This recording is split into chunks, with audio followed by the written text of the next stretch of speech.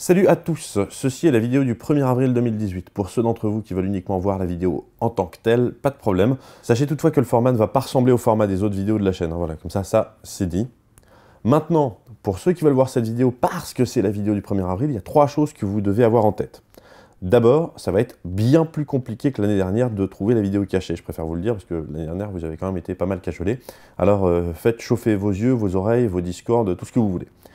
Et enfin, soyons clairs, bonne chance, parce que vous allez sérieusement en avoir besoin. Et la vidéo commence maintenant.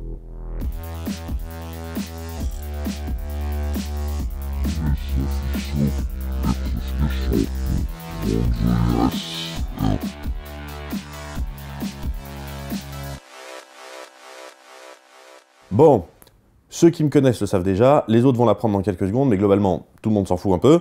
J'adore les films. J'adore les films. Je vais le redire une troisième. J'adore les films. Et les séries aussi. Hein, voilà. En revanche, depuis que j'habite Paris, je vais plus trop au cinéma. Voilà, il y a trop de monde, j'ai pas assez de temps, enfin bref, j'y vais globalement pas. Voilà. Du coup, je regarde les films quand ils sortent en Blu-ray, en DVD, sur Netflix, Amazon Prime, OCS, HBO, Showtime et autres TCM. Et justement, Justice League vient de sortir en Blu-ray. Et comme j'avais réussi à éviter tous les spoils, bah je l'ai pris en me disant que j'allais le regarder, puis j'y suis allé le cœur léger, quoi. Tout d'abord, comme ça s'est fait, voilà. Alors, ce que j'ai pensé du film, mais voilà, ça c'était pour la partie critique. Pour le reste, je vais parler de quelques secondes du film, mais techniquement, je vais spoiler un truc, donc si vous voulez pas vous faire spoiler, allez immédiatement à ce timecode sur la vidéo. J'attends. Dans ce film, on voit Superman et oh mon Dieu, qu'est-ce que c'est que cette horreur? J'explique. Le tournage de Justice League a été pour le moins chaotique et en gros, les scènes avec Superman ont été tournées plus tard que prévu. Ou elles ont été retournées, j'en sais rien, et en vrai, je m'en cogne. Voilà. Toujours est-il qu'au moment de tourner ces scènes, Henry Cavill, le gars qui fait Superman, était en plein tournage de Mission Impossible 6, film dans lequel il arbore une majestueuse moustache. Justice League est produit par la Warner, Mission Impossible 6 par Paramount, donc c'est pas la même boîte.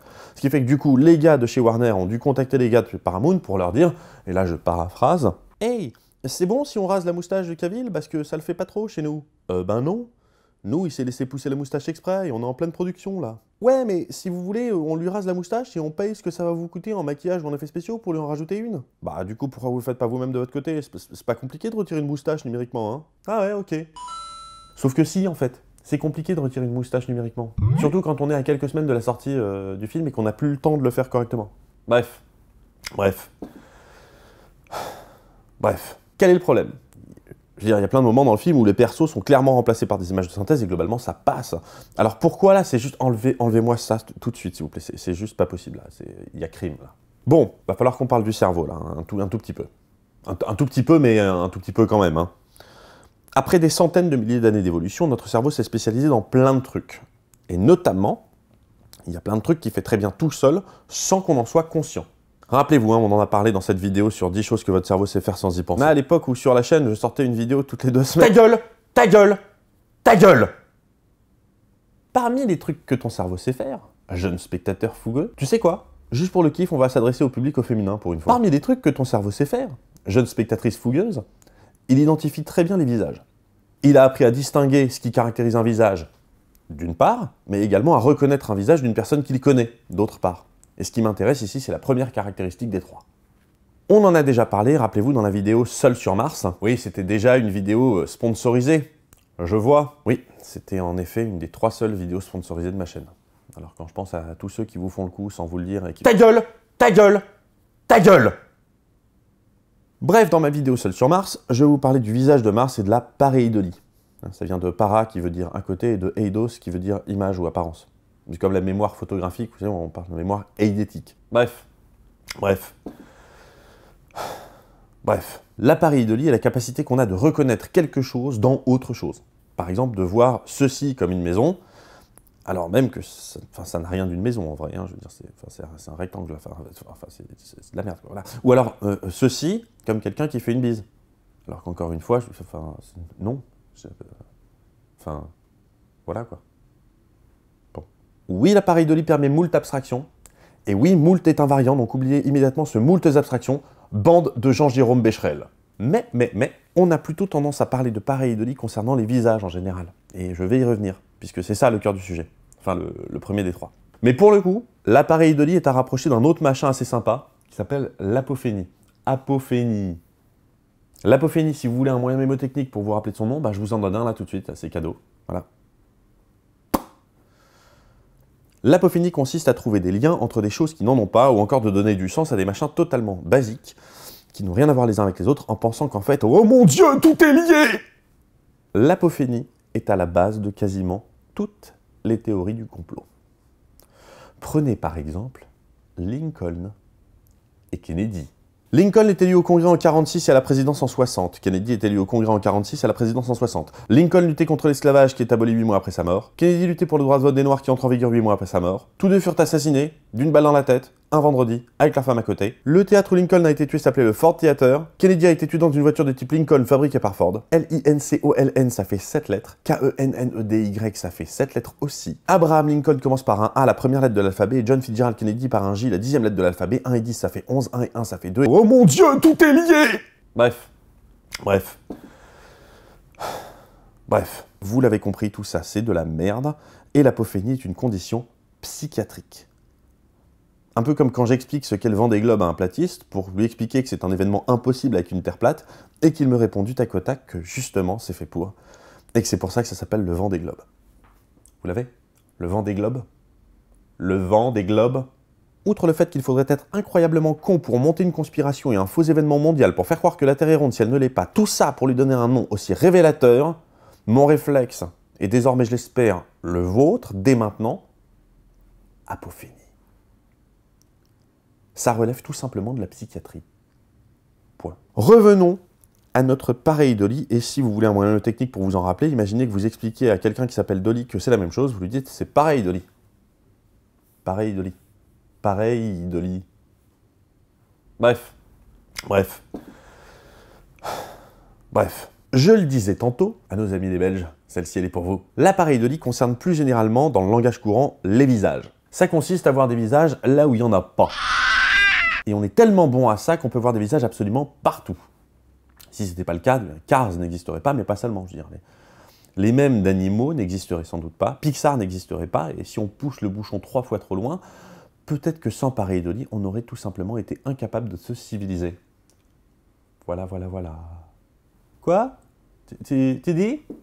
Le rapport avec Superman et sa moustache de merde dans Justice League? On y est presque, hein, chère spectatrice, que je surkiffe de t'être abonné, d'avoir activé la cloche et liké la vidéo et partagé sur plein de sites sans aucun lien les uns avec les autres, histoire que ceux comptes bots de YouTube se disent « Waouh, cette vidéo fait venir plein de gens de plein de sites différents, elle doit vraiment être bien, j'espère simplement qu'elle ne contient pas de gens récemment décédés dans une forêt, parce que ça aussi, ça se partage bien et ça fait venir plein de monde. » Bref. Il y a un pendant à la pareidolie. En effet, on sait tellement bien percevoir les visages, y compris là où il n'y en a pas, qu'on sait aussi immédiatement détecter quand quelque chose ne va pas dans un visage. Malformation, cicatrice, tâche de naissance, etc. C'est immédiatement constaté. Après, c'est culturellement que la chose est plus ou moins acceptée, hein, mais c'est bien dans le cerveau qu'on distingue immédiatement la chose. Et là, je fais un petit aparté de rien du tout pour signaler un truc. Le cerveau remarque immédiatement si la bouche, le nez, les yeux sont là où ils devraient, etc. Voilà. En revanche, le cerveau ne sursaute pas si les yeux sont bleus ou marrons ou si la peau est noire, si vous voyez ce que je veux dire. Hein. Le racisme est un phénomène culturel. Culturel. Qui n'a rien à voir avec le culte d'Arel. Voilà. Donc, messieurs les trolls, et oui, là je dis messieurs, hein, histoire d'en rajouter une couche. Messieurs les trolls, donc lâchez vos commentaires, hein, fin de l'aparté. Et je dis fin de l'aparté comme ça m'évitera de répéter 3 fois. Bref. En 1970, Masaï... T'as 2 secondes.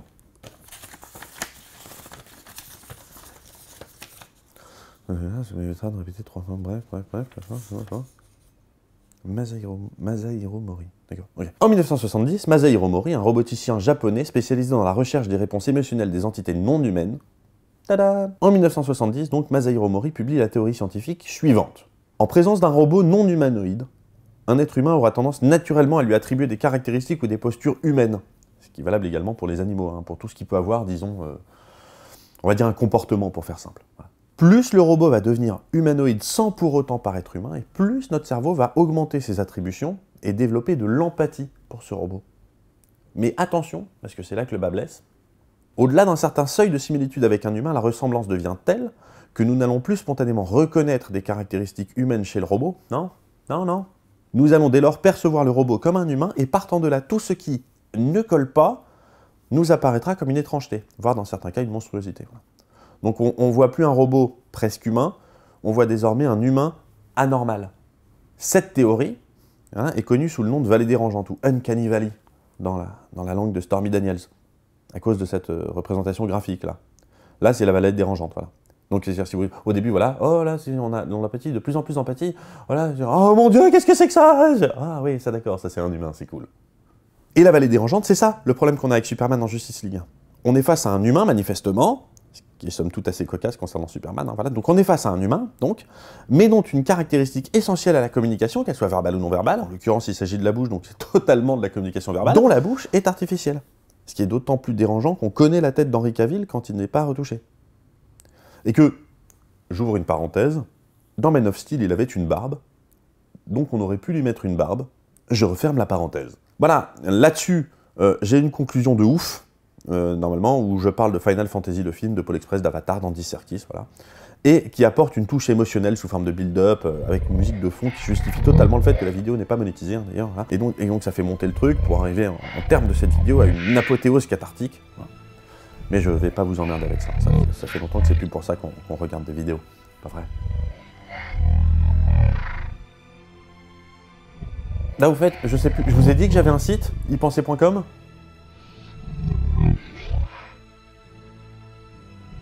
Là, vous faites, je sais plus, je vous ai dit que j'avais un site, ypenser.com.